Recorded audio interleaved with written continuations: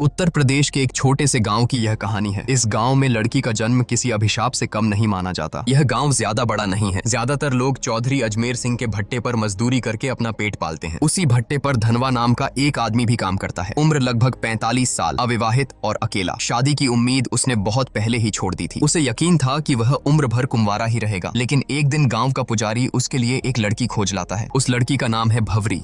उम्र करीब 21-22 साल। गांव में लोग कहते हैं कि वह बड़ी मनहूस है। वजह भी अजीब है। अब तक उसकी 3 बार शादी तय हुई, लेकिन हर बार दूल्हा मौत के मुंह में चला गया। एक की मौत तो मंडप में ही हो गई, दूसरा रिश्ता कभी मुकाम तक पहुंचा ही नहीं, और तीसरा तो सबसे दर्दनाक, शादी के दिन ही दूल्हा घोड़े से गिरकर मर गया। भवरी की शादी में आए 5 खास लोग कहानी की असल परत खोलते हैं। पहला है चौधरी अजमेर सिंह, गाँव का सबसे बड़ा जमींदार और रोजगार दाता। दूसरा है उसका मैनेजर सौरभ, जो पहले मजदूर था लेकिन अब चौधरी का खास गुंडा बन चुका है। मजदूरों से हफ्ता वसूली करना और उन पर दबंगई दिखाना उसका काम है। तीसरा है गांव का पंडित, धर्म के नाम पर ढोंग करना, पैसों के लिए तंत्र मंत्र रचाना और औरतों की इज्जत लूटना, यही उसका असली चरित्र है। चौथा है गांव का दुकानदार, जो उधार तो देता है लेकिन बदले में औरतों के जिस्म पर बुरी नजर डालता है। और पांचवा, सबसे खतरनाक, गांव का डॉक्टर, जिसे लोग भगवान का रूप मानते हैं लेकिन असल में वह इंसानियत का सबसे बड़ा गुनहगार है। भवरी की शादी में चौधरी के 2 छोटे भाई दया और गोपाल भी मौजूद हैं। दोनों ही अपने बड़े भाई पर गुस्सा निकाल रहे हैं कि उसने धनवा की शादी इतनी जवान और खूबसूरत लड़की से कैसे होने दी। ये दोनों गांव के छठे हुए बदमाश हैं। गांव में शायद ही कोई ऐसी लड़की बची हो जिस पर उनकी गंदी नजर न पड़ी हो। शादी वाले दिन जब पूरा गांव दावत में मस्त था,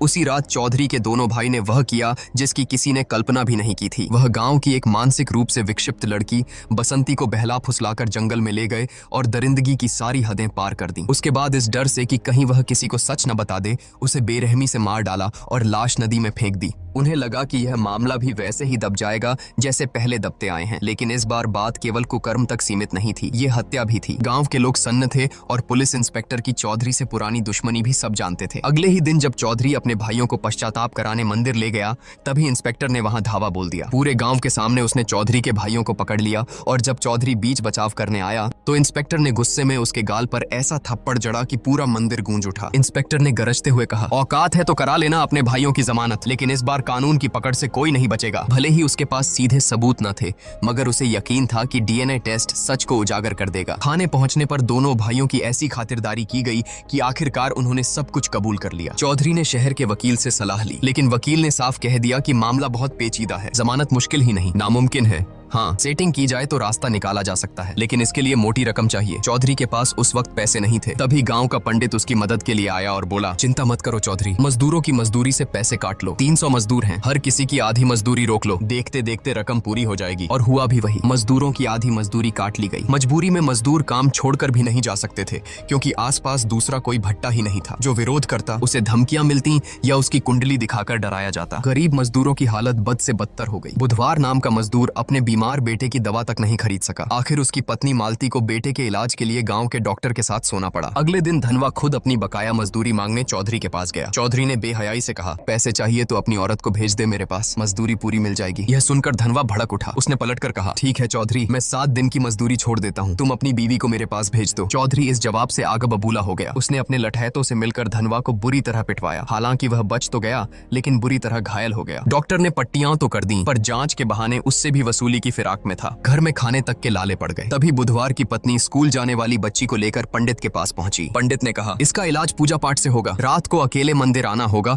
और वह भी सिर्फ एक वस्त्र में। जब उसने यह बात अपने पति को बताई तो उसने गुस्से में कहा, अगर पूजा से बीमारी ठीक होती तो दुनिया में डॉक्टरों की जरूरत ही न पड़ती। पंडित के मन में क्या गंदगी पल रही है, मैं सब समझता हूँ, इस ढकोसले में मत पड़ना, बच्चा अपने आप ठीक हो जाएगा। उस रात पुजारी देर तक मंदिर में इंतजार करता रहा। गाँव के लाला ने यह देखकर पंडित का मजाक उड़ाया। पंडित तिलमिला उठा। यह सुनकर डॉक्टर ने ठंडी सांस भरते हुए कहा, चिंता मत करो, अब देखना मैं क्या करता हूँ। अगले दिन डॉक्टर ने चौधरी की मदद से पंचायत बुलाई। पूरे गांव के सामने उसने हाथ में एक मेडिकल रिपोर्ट लहराई और बोला, गांव में महामारी फैलने वाली है और इस बीमारी का कारण है धनवा। लोग सन्न रह गए। बीमारी का नाम किसी ने सुना नहीं था, लेकिन रिपोर्ट देखकर सभी डर गए। गांव अनपढ़ और अंधविश्वासी था, इसलिए डॉक्टर और चौधरी का झूठ आसानी से सच मान लिया गया। भीड़ में खुसुर पुसुर होने लगी। नतीजा यही निकला कि धनवा को गाँव से बाहर निकाल दिया गया। बेचारा धनवा गाँव के बाहर एक टूटी फूटी झोपड़ी बनाकर रहने लगा। उसने भवरी को भी खुद से दूर कर दिया ताकि उसे भी ये बीमारी न लग जाए। भवरी अकेली पड़ गई। गाँव में अब उसके लिए जीना और भी मुश्किल हो गया। काम की तलाश में उसने चौधरी के भट्टे का रुख किया, लेकिन वहाँ उसकी जिंदगी नरक से भी बदतर थी। मजदूरों और लठैतों की नजरें उसके जिस्म पर गिद्ध की तरह टिकी रहती। इसी दौरान मुंबई से एक जवान लड़का गाँव आया। वह मजदूरों की हालत पर डॉक्यूमेंट्री बना रहा था। उसकी देखभाल का जिम्मा भवरी को दिया गया। खाना पकाना, सफाई करना। शूटिंग पूरी होने के दिन मूसलाधार बारिश हो रही थी। लड़के को छोड़ने जाते वक्त रास्ते में दोनों भीग गए और अंधेरे में एक दूसरे से लिपट गए। भवरी को लगा कि यह पल किसी ने नहीं देखा,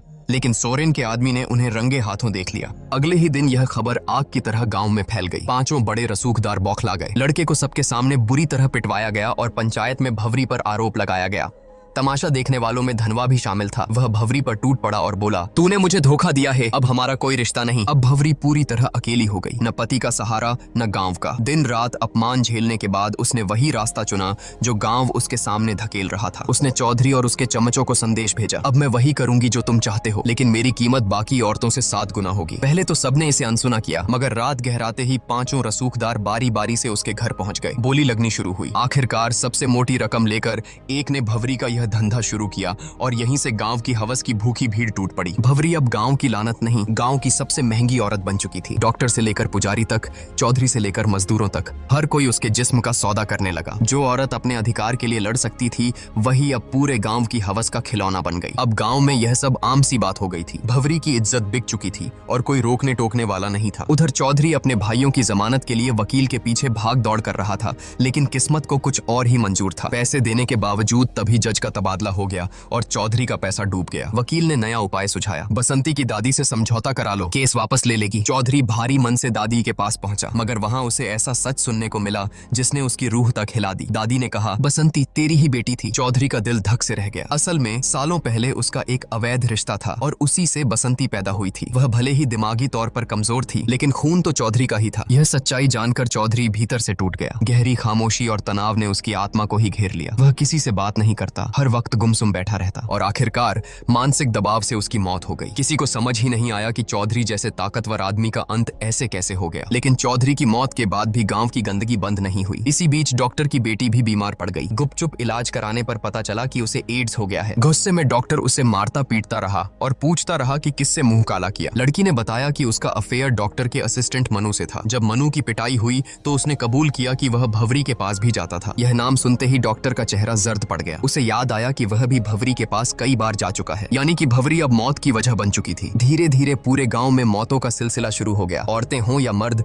सबकी हालत बिगड़ने लगी। जब मीडिया तक यह खबर पहुंची कि गांव में महामारी फैल रही है, तब 100 से ज्यादा शवों की जांच की गई। रिपोर्ट सामने आई तो एड्स का पता चला। गांव में हाहाकार मच गया। अब लोग किसे दोष दें? सबकी उंगलियां धनवा की तरफ उठी, क्योंकि वही था जिसे सालों पहले एड्स की बीमारी हुई थी। गुस्साए गांव वाले उसे पीट पीट कर थाने ले गए, लेकिन जब उसका खून टेस्ट हुआ तो सच्चाई सबके सामने आई। धनवा को कभी बीमारी थी ही नहीं। असल में डॉक्टर ने पंचायत में झूठी रिपोर्ट दिखाई थी। असली बीमारी भवरी तक पहुंची थी उस मुंबई वाले लड़के से जो डॉक्यूमेंट्री शूट करने आया था। वहीं से यह जहर पूरे गांव में फैल गया। अब गांव वालों का गुस्सा फट पड़ा। सच्चाई जानकर उन्होंने डॉक्टर, लाला, पंडित और सोरेन को घेर लिया। पुलिस ने भी आंखें मूंद लीं, मौत हो गई। उधर धनवा को जब यह पता चला कि भवरी भी उसी बीमारी की चपेट में है, तो वह उसे आखिरी बार देखने गया, लेकिन तब तक भवरी की मौत हो चुकी थी। धनवा ने भारी दिल से उसकी चिता सजाई और